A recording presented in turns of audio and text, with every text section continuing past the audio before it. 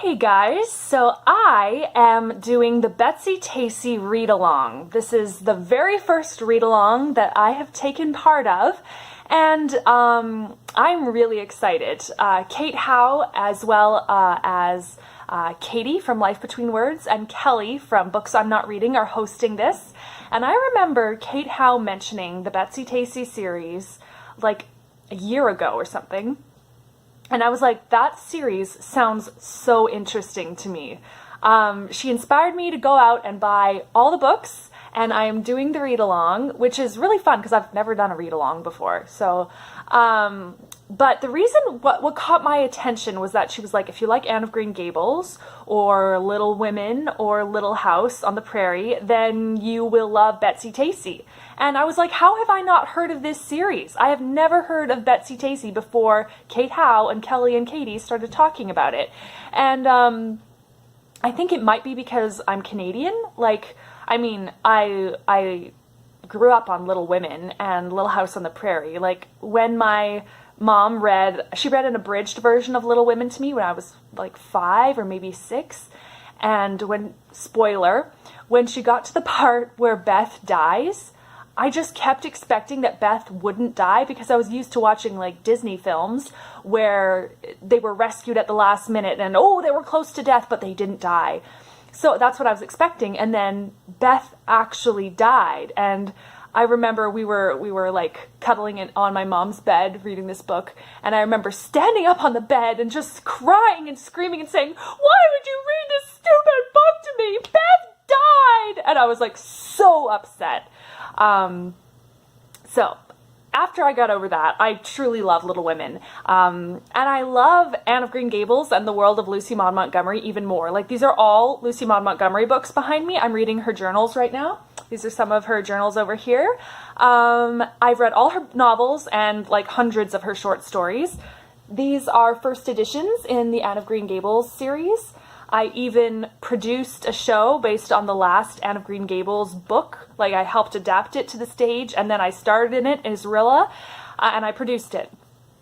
So I love Lucy Maud Montgomery, and I was sad that I had read all of her, and had read all of Little House, and had read all of Louisa May Alcott, and then this Betsy Tacy series came up, and I was like, how have I not heard of this? I have got to read this. So I went out and purchased all the books. Here's the one that we're reading in March and April.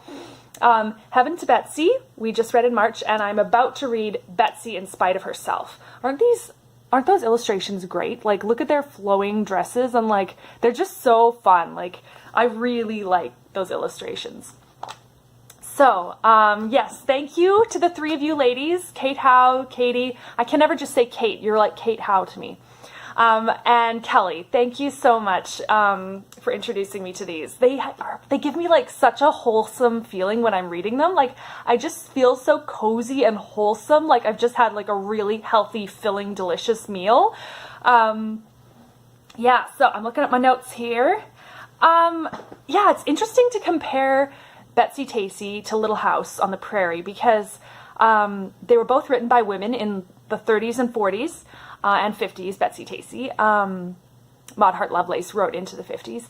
But they were written for different reasons. Like, Laura Ingalls Wilder, she needed to write because she was married to a farmer and the Great Depression happened and they needed some money, so she wrote her life.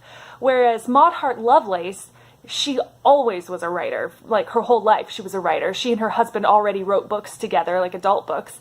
And then she was telling these stories to her daughter, and then she turned them into books. So she wasn't necessarily writing because it's like, I need money to buy food. So, yeah, and then it shows within the stories. Like, Little House is all about surviving. They're pioneers, they're farmers, they're moving out west into, like, territory that is unsettled. Like, there have rarely any people around them. It feels quite lonely sometimes. They live out in the country. They're just trying to get some crops so they can eat and live. And whereas Betsy Tacy, she lives in town years later. Like, I guess she's probably about 20 or 30 years behind Little House. And so they're living in a nice house. They have a maid in the later books. They move to a bigger house with indoor plumbing in the later books. They're just a lot more well off. So the book is not about surviving. It's just about living and like what happened socially in those times, what it was like in the social life, the family life, the religious life of a young girl at the time. So it's very interesting. Like and there is sadness in it, but really it doesn't drag you through the mud. Like it does take you down, but it doesn't make you feel really depressed. So yeah, sorry, I'm looking at my notes again. Okay, another thing that I thought was hilarious was that in one of these intros written by, it's really cool because they have like children's authors write these little like forewords. So it's really fun. Like Anne M. Martin wrote one, and I grew up reading the Babysitter's Club books. So it's funny because one of them mentions how she had never read Heaven to Betsy. She didn't even know it existed, even though she grew up reading the books and was like a huge fan. She had never read that one because it was banned because of Betsy and her sister Julia changing religions. And I was like, oh, interesting. Like, are they gonna, like, I don't know, what religion are they gonna change to? Like, Judaism, or, I mean, maybe Catholicism, even though Tacy is Catholic. Like, that could have been scandalous back then. But no, they're changing from being Baptists to Episcopalians. So it's not like they're changing religions. They're changing denominations within the religion of Christianity. So I just thought that was really funny because it just shows like how much our culture has changed. Like, I grew up with Christian parents, and I am a Christian myself.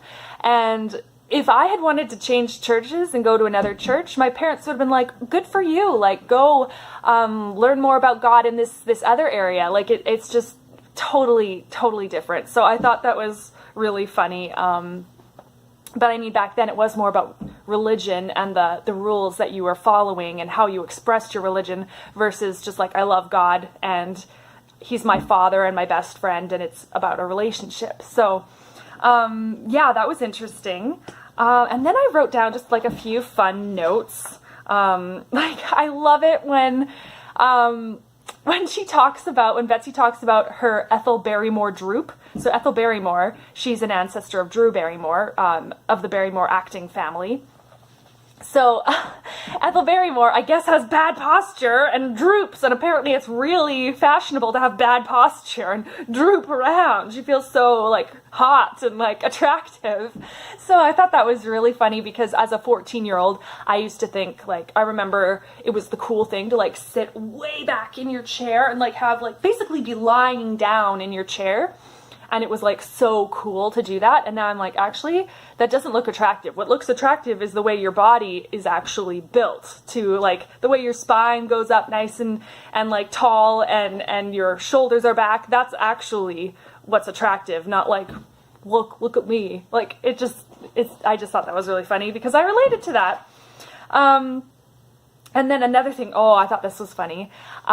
Their maid is convinced, I can't remember if her name is Hannah or Anna. I think it's Anna, but the maid in Little Women is Hannah, so it's a bit confusing. But the maid, Anna, thinks that it's a curse to have red hair. So Betsy's mother has red hair, and I'm like, oh, that's kind of cool. Like, you can't tell in the photographs, but she has red hair, and I have red hair. So, it just is kind of fun for me. So, it's funny when she's like, she thinks it's a curse, and she's like, she's trying to, like, make sure that she's okay and not worried, even though she's worried. She's like, Mrs. Ray, like, I know it's a curse, but we'll get through this together. And then Mr. Ray is like, it's red, she's cursed. Like, you could tell they just love each other so much, Mr. and Mrs. Ray, and he just loves that Anna thinks it's a curse. So, yeah, let's see.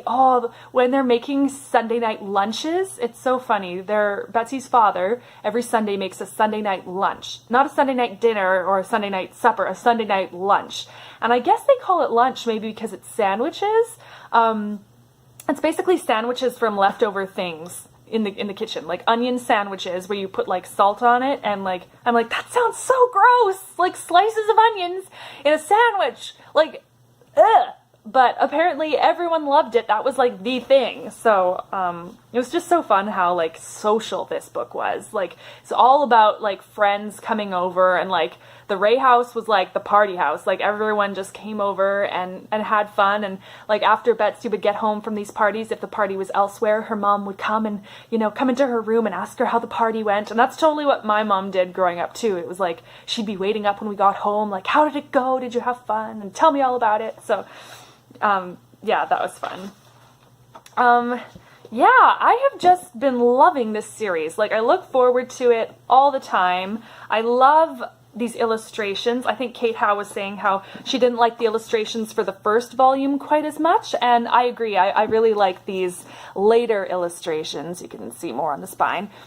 But in a way, it makes sense. Like, it makes sense that they look a bit more, like, childish and kind of, like, cutesy in the first 4 books, and then in the later ones they look more beautiful and artistic, and they do look very 40s-ish, like the way the lips are drawn and stuff. It just looks very 40s, which is when they were drawn, but I mean the book takes place like at the turn of the century. So yeah, I'm so excited to keep reading this series. Tell me your thoughts on Betsy Tacy. If you agree or disagree with anything that I've said, I would love to hear that too. So yeah, I'm really excited to join this wonderful community of people, and I hope you're reading good books. And yeah, I guess that's it.